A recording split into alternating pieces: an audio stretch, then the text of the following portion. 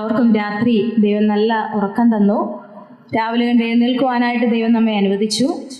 നമ്മൾ കഴിഞ്ഞ ദിവസങ്ങളിലൊക്കെ പ്രാർത്ഥിച്ചതുപോലെ ദൈവം നമുക്ക് നല്ല കാലാവസ്ഥയും മഴയും ഒക്കെ തന്ന് നമ്മളെ അനുഗ്രഹിച്ചു. രാത്രി ഏറ്റവും സ്വസ്ഥമായിട്ട് ഉറങ്ങി രാവിലെ കർത്താവിൻ്റെ തിരുമുഖം കണ്ട് എഴുന്നേൽക്കുവാനായിട്ട് ദൈവം നമ്മളെ അനുവദിച്ചതോർത്ത് നമുക്ക് ദൈവത്തെ സ്തുതിക്കുക. നമുക്ക് രാവിലെ ധ്യാനിക്കുവാനായിട്ട് ഞാൻ പലപ്പോഴും ഇങ്ങനെ ധ്യാനിച്ചപ്പോൾ ചിന്തിച്ച ചില ചിന്തകളെ ഇവിടെയും പങ്കുവയ്ക്കുക എന്ന് ആഗ്രഹിക്കുകയുണ്ടായി. നമുക്ക് ഇന്നത്തെ ധ്യാന ചിന്തയ്ക്കായിട്ട് ഫിലിപ്പിയ ലേഖനം 4-ാം അധ്യായം അതിൻ്റെ 8-9 വാക്യങ്ങൾ വായിക്കാം. ഞാൻ വായിക്കാം. ഒടുവിൽ സഹോദരന്മാരെ, സത്യമായതൊക്കെയും ഘനമായതൊക്കെയും നീതിയായതൊക്കെയും നിർമ്മലമായതൊക്കെയും രമ്യമായതൊക്കെയും സൽകീർത്തിയായതൊക്കെയും സൽഗുണമോ പുകഴ്ചയോ അതൊക്കെയും ചിന്തിച്ചുകൊള്ളുവിൻ. എന്നോട് പഠിച്ചും ഗ്രഹിച്ചും കേട്ടും കണ്ടുമുള്ളത് പ്രവർത്തിപ്പിൻ. എന്നാൽ സമാധാനത്തിൻ്റെ ദൈവം നിങ്ങളോടുകൂടെ ഇരിക്കും.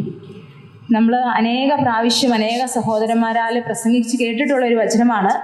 എനിക്ക് തോന്നുന്നു ചില ക്യാമ്പുകളിലൊക്കെ ഇത് ഓരോ വിഷയങ്ങൾ അതിൻ്റെ ഓരോ വാക്യങ്ങളായിട്ട് തന്നെ നമ്മൾ നാളുകൾക്ക് മുമ്പ് പ്രസംഗിച്ച് കേട്ടിട്ടുണ്ട്. എല്ലാവർക്കും അറിയാവുന്ന ഒരു ചിന്തയാണ്. അതിൽ നിന്ന് പുതിയതായിട്ട് ഒന്നും പറയാനില്ലെങ്കിലും ഞാൻ ധ്യാനിക്കുകയൊക്കെ ചെയ്തപ്പോൾ കിട്ടിയ ചില ചിന്തകൾ നിങ്ങളുമായിട്ട് പങ്കുവയ്ക്കാം എന്നുള്ള താല്പര്യത്തിൽ ഞാനായിരിക്കുന്നു. അവിടെ പറഞ്ഞിരിക്കുന്നത്, ഒടുവിൽ സത്യമായതൊക്കെയും ഘനമായതൊക്കെയും നീതിയായതൊക്കെയും നിർമ്മലമായതൊക്കെയും രമ്യമായതൊക്കെയും സൽകീർത്തിയായതൊക്കെയും സൽഗുണമോ പുകഴ്ചയും അതൊക്കെയും ചിന്തിച്ചുകൊള്ളുവിൻ. എന്നോട് പഠിച്ചും ഗ്രഹിച്ചും കേട്ടും കണ്ടുമുള്ളത് പ്രവർത്തിപ്പിൻ. എന്നാൽ സമാധാനത്തിൻ്റെ ദൈവം നമ്മളോടുകൂടെ ഇരിക്കും. നിങ്ങളോടുകൂടെ ഇരിക്കുമെന്നാണ് കർത്താവ് പറഞ്ഞല്ലേ. ഇത്രയും കാര്യങ്ങൾ നമ്മൾ ചെയ്താൽ നമ്മളോടുകൂടെ സമാധാനത്തിൻ്റെ ദൈവം ഇരിക്കുമെന്നാണ് പറയുന്നത്. അപ്പം നമ്മൾ എങ്ങനെയും ഇരിക്കുന്നില്ല. അതിൻ്റെ മുമ്പത്തെ വാക്യത്തിൽ നമ്മൾ 7-ാമത്തെ വാക്യത്തിൽ ഒന്നിനെക്കുറിച്ചും വിചാരപ്പെടരുത്, എന്നാൽ സകല ബുദ്ധിയെയും കവിയുന്ന ദൈവസമാധാനം നമ്മളോടുകൂടെ ഇരിക്കും നമ്മൾ വായിച്ചിട്ടുണ്ട്. അതുപോലെ ഈ വാക്യത്തിന്റെ അവസാനം പറയാം, എന്നാൽ സമാധാനത്തിന്റെ ദൈവം നിങ്ങളോടുകൂടി ഇരിക്കും. ഇതൊക്കെയും നമ്മൾ ചെയ്യുകയാണെങ്കിൽ നമ്മളോടുകൂടെ ഇരിക്കുന്ന ഒരു സമാധാനത്തിന്റെ ദൈവത്തെക്കുറിച്ച് ഇവിടെ പറയുകയാണ്. അപ്പൊ നമ്മൾ ചെയ്യേണ്ട കുറെ കാര്യങ്ങളുണ്ട്, എന്നാലാണ് സമാധാനത്തിന്റെ ദൈവം നമ്മളോടുകൂടെ ഇരിക്കുന്നത്. നമുക്ക് സമാധാനത്തിന്റെ ദൈവത്തെക്കുറിച്ച് ചിന്തിക്കുകയാണെങ്കിൽ യോഹന്നാന്റെ സുവിശേഷം 14:27 പറയുന്നു, ഞാൻ എൻ്റെ സമാധാനം നിങ്ങൾക്ക് തന്നേച്ചു പോകുന്നു, അത് ലോകം തരുന്നത് പോലെയല്ല ഞാൻ തരുന്നതെന്നാണ്. കർത്താവ് നമുക്ക് സമാധാനമൊക്കെ തന്നിട്ട് പോയിട്ടുണ്ട്.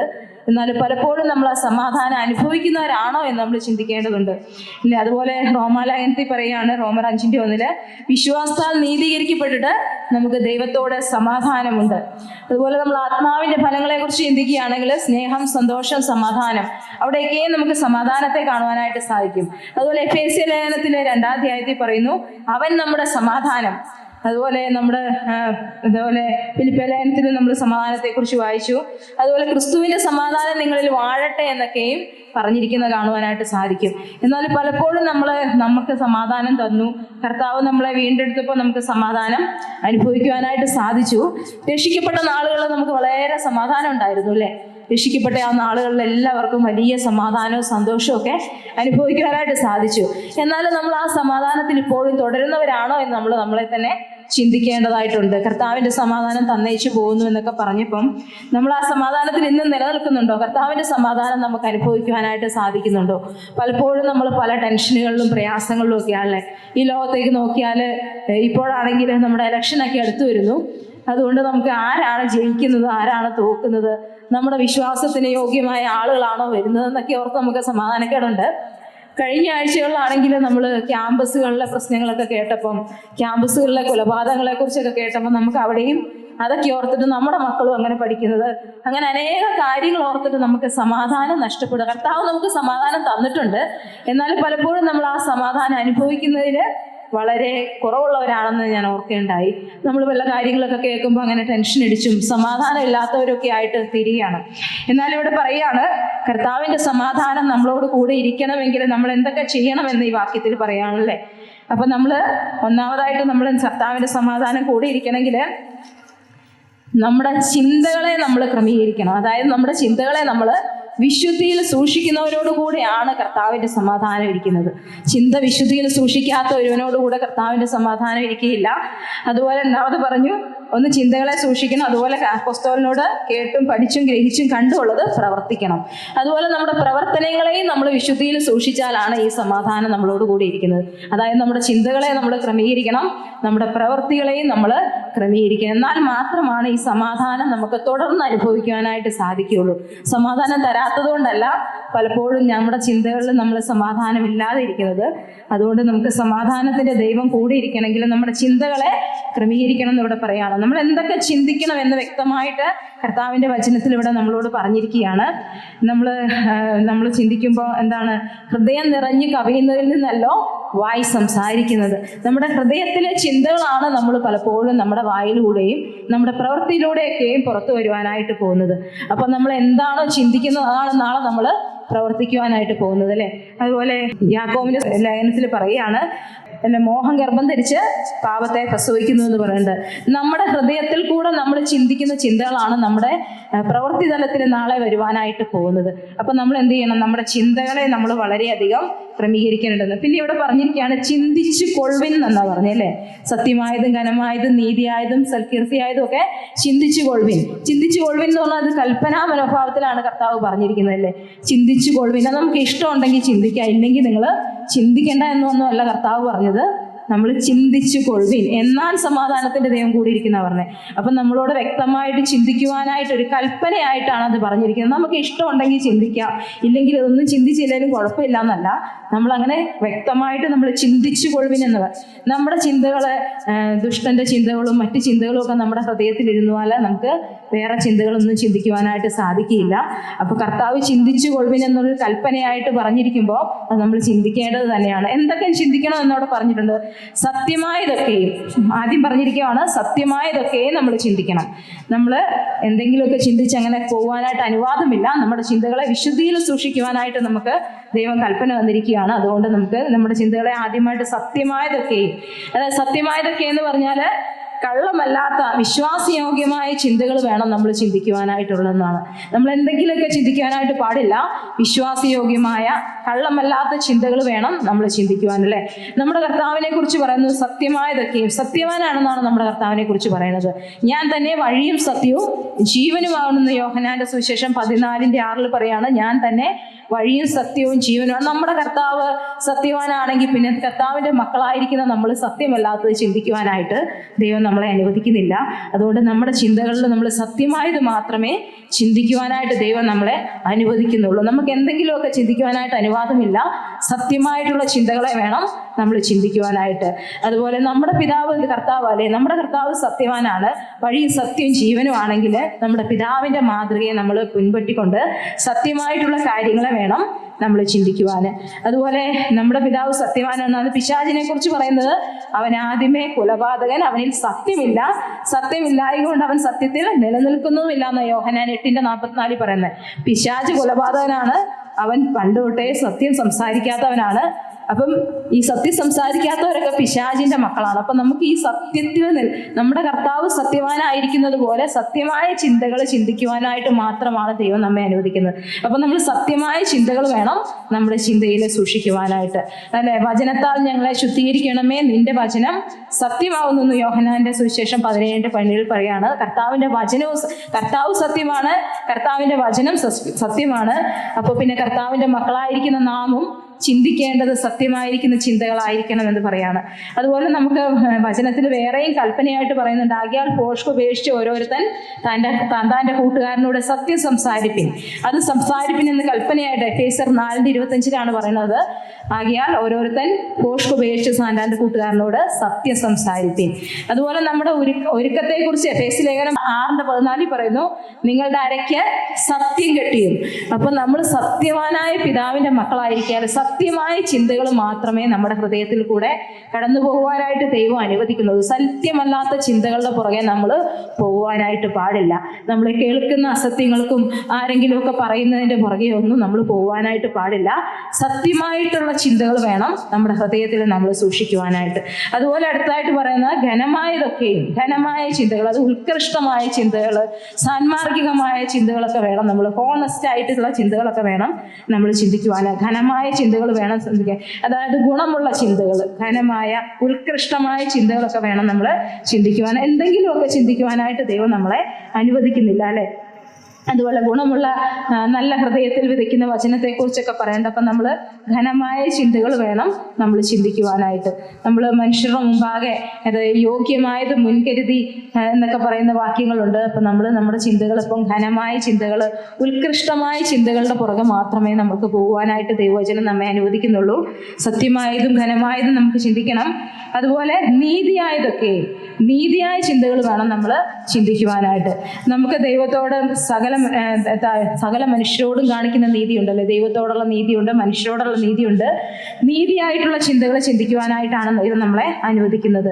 അതുപോലെ കർത്താവ് നമ്മളെ നീതിമാന്മാരാക്കി തീർത്തു, അല്ലേ? കർത്താവ് തൻ്റെ രക്തം മൂലം നമ്മളെ വിലക്കി വാങ്ങി നമ്മളെ നീതിമാന്മാരാക്കി തീർത്തിട്ട് ഇനി നമുക്ക് നീതിയല്ലാത്ത ചിന്തകൾ ചിന്തിക്കുവാനായിട്ട് ദൈവം നമ്മളെ അനുവദിക്കുന്നില്ല. കർത്താവ് തൻ്റെ രക്തം കൊടുത്താണ് നമ്മളെ വിളിച്ചു വാങ്ങിയത്, അല്ലേ? നാം പാപം സംബന്ധിച്ച് മരിച്ച് നീതിക്ക് ജീവിക്കേണ്ടതിന് അവൻ നമ്മുടെ പാപങ്ങളെല്ലാം പോക്കിയെന്നാണ് നമ്മൾ ഇന്നലെ പഠിച്ച വേദഭാഗത്തും വായിച്ചത്, അല്ലേ? നമ്മൾ പാപം സംബന്ധിച്ച് മരിച്ച് നീതിക്ക് ജീവിക്കേണ്ടതിനായിട്ടാണ് നമ്മളെ സൃഷ്ടിച്ചിരുന്നെങ്കിൽ നീതിയായിട്ടുള്ള ചിന്തകൾ മാത്രമേ നമ്മൾ ചിന്തിക്കുവാനായിട്ട് സാധിക്കുകയുള്ളൂ. നീതി പ്രവർത്തിക്കണമെങ്കിൽ ആദ്യമേ നമ്മുടെ ഹൃദയത്തിൽ നിന്ന് നീതിയുടെ ചിന്തകൾ ഉണ്ടെങ്കിൽ മാത്രമേ നമുക്ക് നീതിയായിട്ടുള്ള, അതുപോലെ നമുക്ക് എല്ലാവർക്കും അറിയാവുന്ന വാക്യമാണ് മത്തായി 6:33 മുമ്പേ അവന്റെ രാജ്യവും നീതിയും അന്വേഷിപ്പിൻ. നീതി അന്വേഷിക്കുവാനായിട്ട് വിളിച്ചിരിക്കുന്ന മക്കളായിരിക്കുന്ന നാം നീതിയായിട്ടുള്ള ചിന്തകൾ മാത്രമേ ചിന്തിക്കുവാനായിട്ട് ദൈവം നമ്മളെ അനുവദിക്കുന്നുള്ളൂ. അതുപോലെ നമ്മളെ കുറിച്ച് പറയുന്നത് നീതിയുള്ള വിധി വിധിപ്പിൻ എന്ന് യോഹന്നാന്റെ സുവിശേഷം 7:24 നീതിയുള്ള വിധി വിധിപ്പിൻ എന്ന് പറഞ്ഞു. അതുപോലെ നമ്മൾ റോമാലേഖനത്തിൽ 6:19 പറയാണ് നീതിക്ക് അടിമകളായി സമർപ്പിപ്പിൻ എന്ന് പറയുന്നുണ്ട്. അതുപോലെ എഫേസ്യ ലേഖനത്തിൽ നമ്മുടെ ഒരുക്കത്തെ കുറിച്ച് അവിടെ പറയുമ്പോൾ നീതി എന്ന കവചം ധരിച്ചു. അതുപോലെ നീതിഫലം നിറഞ്ഞവരായി തീരണം. അതുപോലെ യജമാനന്മാരെ ദാസന്മാരോട് നീതി ന്യായവും പ്രവർത്തിക്കണം. ഇതൊക്കെയും പറഞ്ഞിരിക്കുകയാണ്. അപ്പോൾ നമ്മൾ നീതിയുള്ളവരായിരിക്കണമെന്ന്, നീതിയുള്ള ചിന്തകൾ മാത്രമേ നമ്മൾ ചിന്തിക്കുവാനായിട്ട് പാടുള്ളൂ. നീതിയില്ലാത്ത ചിന്തകളുടെ പുറകെ പോയി നമ്മുടെ സമയം കളയുവാനായിട്ട് പറ്റില്ല. അതുപോലെ കർത്താവ് പറഞ്ഞിരിക്കുകയാണ് നീതിമാന്റെ ശ്രദ്ധയോടുകൂടിയ പ്രാർത്ഥനയാണ് ഏറ്റവും ഫലിക്കുന്നത്. ജെയിംസ് യാക്കോബിന്റെ ലേഖനത്തിൽ പറയുകയാണ് 5:16 നീതിമാന്റെ ശ്രദ്ധയോടുകൂടിയ പ്രാർത്ഥന. അപ്പൊ ദൈവം നീതിക്ക് ഏറ്റവും മുൻഗണന കൊടുക്കുന്നതായിട്ട് നമുക്ക്. കർത്താവ് നമ്മളെ നീതിക്ക് ജീവിക്കേണ്ടതിനാണ് വിളിച്ചതെങ്കിൽ ആദ്യമേ നമ്മൾ ജീവിക്കണം, പ്രവർത്തിക്കണമെങ്കിൽ നമ്മുടെ ഹൃദയത്തിൽ അങ്ങനെ ഒരു ചിന്ത വേണം. നീതിയായ ചിന്ത നമ്മുടെ ഹൃദയത്തിൽ ഉണ്ടെങ്കിൽ മാത്രമേ നമുക്ക് നീതിയായത് പ്രവർത്തിക്കുവാനായിട്ട് സാധിക്കുകയുള്ളൂ.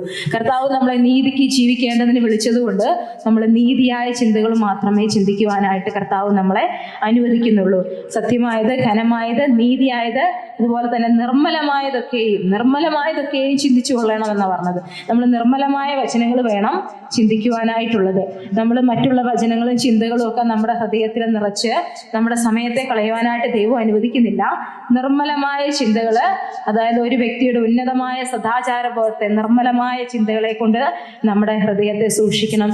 പ്രത്യേകം ഇപ്പോഴൊക്കെ ഫോണിന്റെ ഉപയോഗവും അതുപോലെയുള്ള കാര്യങ്ങളൊക്കെ ചിന്തിക്കുമ്പോൾ, നമ്മൾ ഫോണ് കാര്യങ്ങളൊക്കെ കാണുമ്പോൾ അതിലൂടെയൊക്കെ കാണുന്ന അനേക പാപങ്ങളിലേക്കോ അല്ലെങ്കിൽ ചിന്തകളിലേക്കോ ഒന്നും നമ്മുടെ മനസ്സിനെ അങ്ങനെ വിട്ടുകൊടുക്കുവാനായിട്ട് നമ്മളെ അനുവദിക്കുന്നില്ല.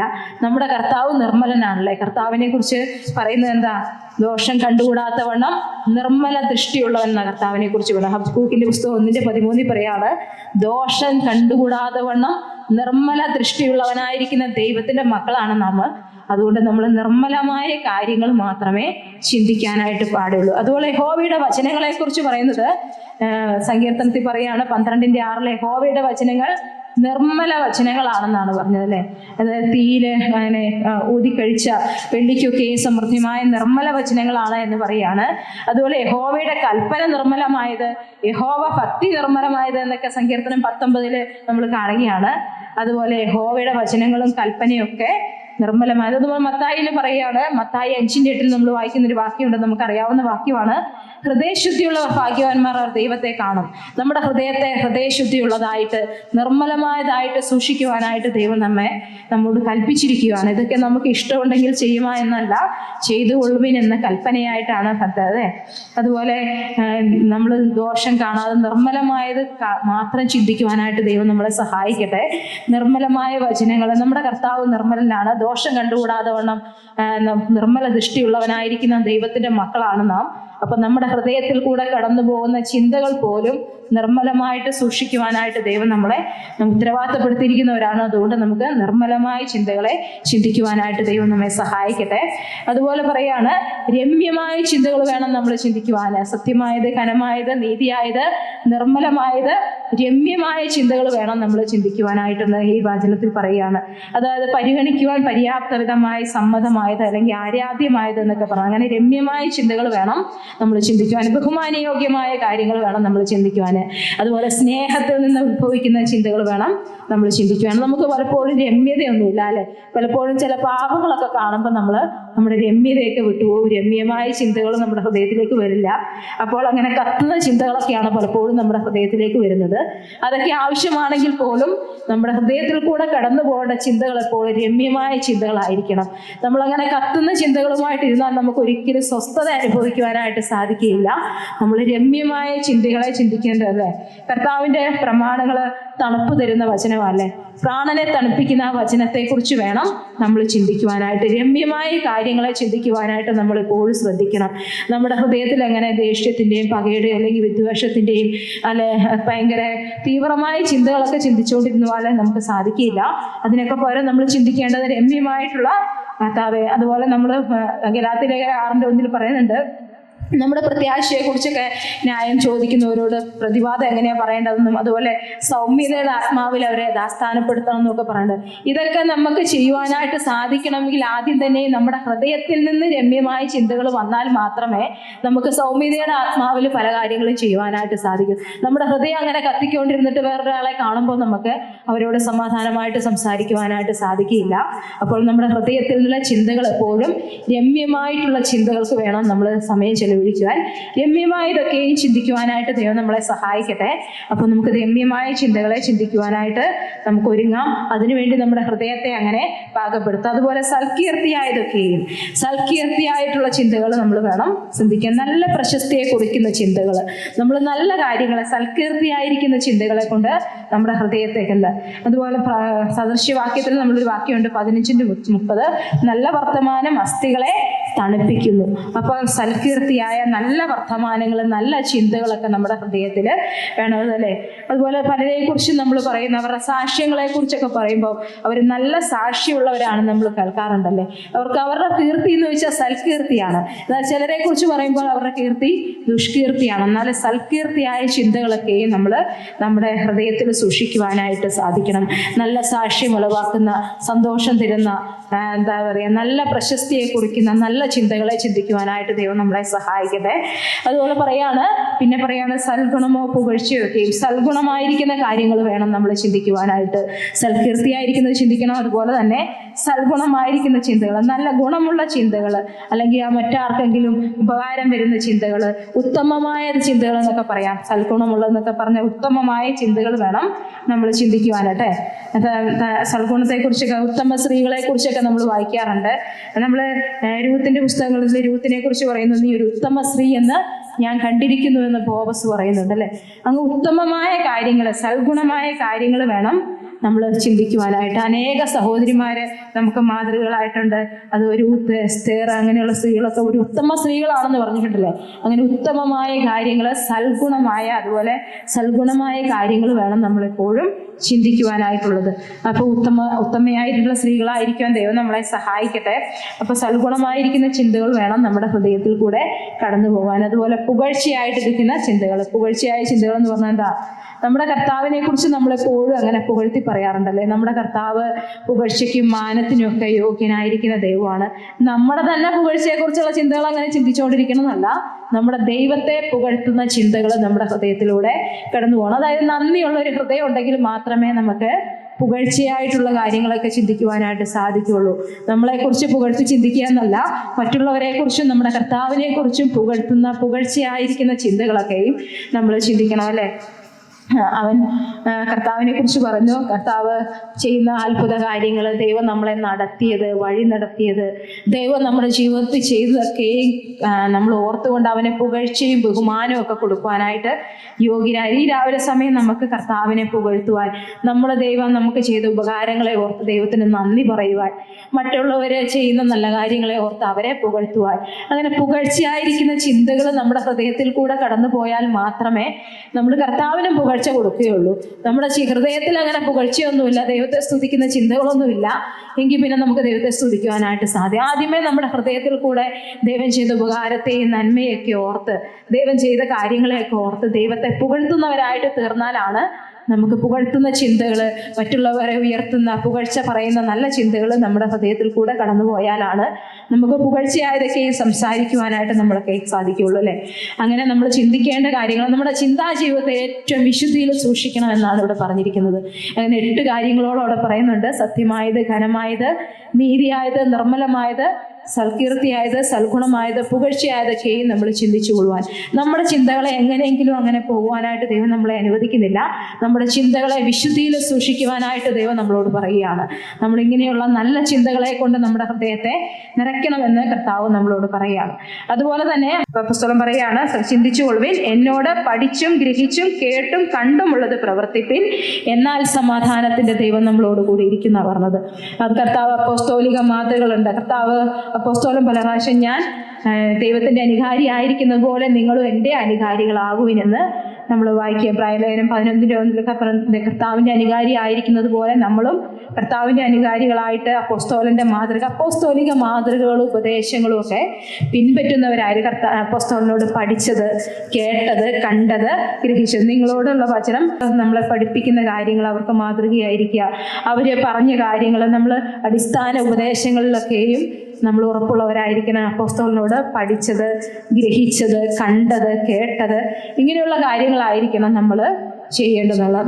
നമ്മുടെ പ്രവർത്തികളെ നമ്മൾ ഏറ്റവും വിശുദ്ധികളായിരിക്കും. 1 കൊരിന്ത്യർ 15 ഞാൻ ക്രിസ്തുവിന്റെ അനുകാരിയായിരിക്കാൻ നിങ്ങളും എൻ്റെ അനുകാരികളാകുവിൻ. അതുപോലെ അത് പിന്നെ 1 തെസ്സലോനിക്കർ 2:13 പറഞ്ഞു, ഞങ്ങൾ പ്രസംഗിച്ച വചനം കൈക്കൊണ്ട് നിങ്ങൾ വിശ്വസിക്കുന്ന അതിൽ വ്യാപരിക്കണമെങ്കിൽ നിങ്ങൾ ഈ വചനത്തിലൊക്കെ നമ്മൾ വേരൂന്നി അടിസ്ഥാനപ്പെട്ടവരായിട്ട് കർത്താവിൻ്റെ വചനം പഠിക്കണം. അപ്പോസ്തോലിക ഉപദേശങ്ങളെ നമ്മൾ പഠിക്കുകയും ഗ്രഹിക്കുകയും കാണുകയും ഒക്കെ ഉള്ളത് നമ്മൾ പ്രവർത്തിക്കണം. നമ്മൾ അപ്പോസ്തോലൻ്റെ മാതൃക പിൻപറ്റുകയും അപ്പോസ്തോലനോട് പഠിച്ചതൊക്കെ പ്രവർത്തിക്കുവാനായിട്ട് ദൈവം നമ്മളെ ഒരുവൻ വചനം കേൾക്കുക മാത്രമല്ല കേട്ടിട്ട് അത് ചെയ്യുന്നവനായിരുന്നില്ലെങ്കിൽ നമുക്ക് പ്രയോജനമൊന്നുമില്ല എന്ന് പറഞ്ഞില്ലേ. നമ്മൾ വചനം കേട്ടാൽ മാത്രം പോരാ, നമ്മൾ എന്താ പറയുന്നത്, എന്നോട് പഠിച്ചും ഗ്രഹിച്ചും കണ്ടും ഉള്ളത് പ്രവർത്തിപ്പിൻ. നമ്മൾ ഇതൊക്കെ കേട്ടു, നമ്മൾ 2 ദിവസമായിട്ട് വചനം പഠിക്കുകയാണ്. അപ്പൊ നമ്മൾ ഈ കേട്ട കാര്യങ്ങളൊക്കെയും നമ്മൾ പ്രവർത്തിക്കണം. നമ്മുടെ അപ്പോസ്തോലിക മാതൃകകളും കർത്താവ് നമ്മളെ പഠിപ്പിച്ച ഉപദേശങ്ങളും വർഷങ്ങളായിട്ട് നമ്മൾ കേൾക്കുന്ന മാതൃകകളും അടിസ്ഥാന സത്യങ്ങളും ഉപദേശങ്ങളും ഒക്കെ ഉള്ളത് നമ്മൾ എന്ത് ചെയ്യണം, പ്രവർത്തിക്കണം. എന്നോട് കണ്ടും കേട്ടും ഒക്കെ ഉള്ളത് പ്രവർത്തിപ്പിൻ. അങ്ങനെ നമ്മൾ പ്രവർത്തിക്കുക. എന്നാൽ നമ്മുടെ ചിന്താജീവിതത്തെ ഏറ്റവും വിശുദ്ധിയിൽ സൂക്ഷിക്കുകയും അതുപോലെ നമ്മുടെ പ്രവർത്തന മേഖലകളെ ഏറ്റവും കർത്താവിനോട് വിശ്വസ്തരായിട്ട് നമ്മൾ ഈ കേട്ട വചനങ്ങളൊക്കെയും പ്രവർത്തിക്കുന്നവരായിട്ട് നമുക്ക് തീരണം. നമ്മൾ കേട്ട വചനങ്ങൾ അങ്ങനെ പിന്നെ ദൂർത്തുപുത്രന്റെ പോലെ നമ്മളെല്ലാം വിറ്റ് പറക്കി അങ്ങനെ ദൂരദേശത്തേക്ക് പോകുന്ന പോലെ ഇവിടെ കേട്ടു, പിന്നെ നമ്മൾ വീട്ടിലെത്തുമ്പോൾ തന്നെ ഇതെല്ലാം അങ്ങ് മറന്നുപോയി. പിന്നെ നമ്മളത് പ്രവർത്തിക്കാതിരിക്കുവാനായിട്ട് ദൈവം നമ്മളെ അനുവദിക്കുന്നില്ല. ഒന്നാമതായിട്ട് നമ്മുടെ ചിന്തകളെ നമ്മൾ വിശുദ്ധിയിൽ സൂക്ഷിക്കുകയും നമ്മുടെ പ്രവർത്തനങ്ങളെ നമ്മൾ വിശുദ്ധമായിട്ട് സൂക്ഷിക്കുകയും കർത്താവിനോടും അപ്പോസ്തലന്മാരോടും നമ്മുടെ സഭയിലെ ആളുകളോടും ഒക്കെ കേട്ടത് അതൊക്കെ നമ്മൾ പ്രവർത്തിക്കുകയും ചെയ്താലാണ് സമാധാനത്തിന്റെ ദൈവം നമ്മളോട് എന്നോട് കണ്ടു പ്രവർത്തിപ്പിൻ, എന്നാൽ സമാധാനത്തിന്റെ ദൈവം നിങ്ങളോട് കൂടി ഇരിക്കും. അപ്പൊ സമാധാനത്തിന്റെ ദൈവം നമ്മളോട് കൂടി ഇരിക്കണമെങ്കിൽ അതിനു മുമ്പ് നമ്മൾ ചെയ്യേണ്ടതായിരിക്കുന്ന കുറച്ച് കാര്യങ്ങളെ കുറിച്ച് ഇവിടെ പറഞ്ഞിരിക്കുന്നത്. നമുക്ക് സമാധാനം ദൈവം തരാത്തതല്ല, പലപ്പോഴും രക്ഷിക്കപ്പെട്ട ആ നാളുകളിലെ സമാധാനമൊന്നും നമുക്ക് അനുഭവിക്കുവാനായിട്ട് സാധിക്കുന്നില്ല. നമുക്ക് സമാധാനം തരാത്തതല്ല, നമുക്ക് പലപ്പോഴും അത് അനുഭവിക്കുവാനായിട്ട് സാധിക്കുന്നില്ല. സമാധാനത്തിൻ്റെ ദൈവത്തെ അനുഭവിക്കാനായിട്ട് സാധിക്കാത്തതിൻ്റെ മെയിനായിട്ടുള്ള കാരണം പലപ്പോഴും നമ്മുടെ ചിന്തകൾ നമ്മൾ വിശുദ്ധിയിൽ സൂക്ഷിക്കാത്തതും നമ്മുടെ പ്രവർത്തന മേഖലകൾ നമ്മൾ വിശുദ്ധിയിൽ സൂക്ഷിക്കാത്തതുമാണ് എന്ന് ഈ വചനത്തിൽ കൂടെ നമുക്ക് കാണുവാനിടയായി. അപ്പം നമുക്ക് ദൈവത്തോട് അങ്ങനെ ഒരു സമർപ്പണത്തിൻ്റെ മനോഭാവത്തിൽ, കർത്താവെ, ഞങ്ങൾ പലപ്പോഴും ജീവിച്ചു, എന്നാലും ഞങ്ങളുടെ ചിന്തകൾ പലപ്പോഴും പല വിഷയത്തിലൊക്കെ അങ്ങനെ കയറിപ്പോയി. പലപ്പോഴും അനേക സഹോദരിമാരും അങ്ങനെ വളരെ ടെൻഷനിലും പ്രയാസത്തിലും ഒക്കെയാണ്. നമ്മുടെ ചിന്തകൾ അങ്ങനെ വെറുതെ ഇടുവാനായിട്ട് നമുക്ക് സാധിക്കുകയില്ല. നമ്മൾ എന്തെങ്കിലുമൊക്കെ എപ്പോഴും അങ്ങനെ ചിന്തിച്ചുകൊണ്ടിരിക്കുന്ന ആളുകളാണ്. നമ്മുടെ ഹൃദയത്തിലൂടെ ഒന്നിന് പുറകെ ഒന്നായിട്ട് പല ചിന്തകൾ അങ്ങനെ കടന്നു വരും. അപ്പം നമുക്ക് അവിടെ ഫ്രീ ആയിട്ട് ഇരിക്കുവാനായിട്ട് സാധിക്കില്ല. ഒന്നുമില്ലെങ്കിൽ അവിടെ ദുഷ്ടന്റെ ചിന്തകളുണ്ടാവും, അല്ലെങ്കിൽ ദൈവവചനത്തിലെ ചിന്തകൾ, ഏതെങ്കിലും ഒന്നും കൊണ്ട് നമുക്ക് അവിടെ നിറയ്ക്കാനായിട്ട് സാധിക്കും. രണ്ടും ഇല്ലാതെ നമുക്കൊന്നും ചിന്തിക്കാതെ അങ്ങനെ ഇരിക്കുവാനായിട്ട് നമ്മളെ കൊണ്ട് സാധിക്കില്ല.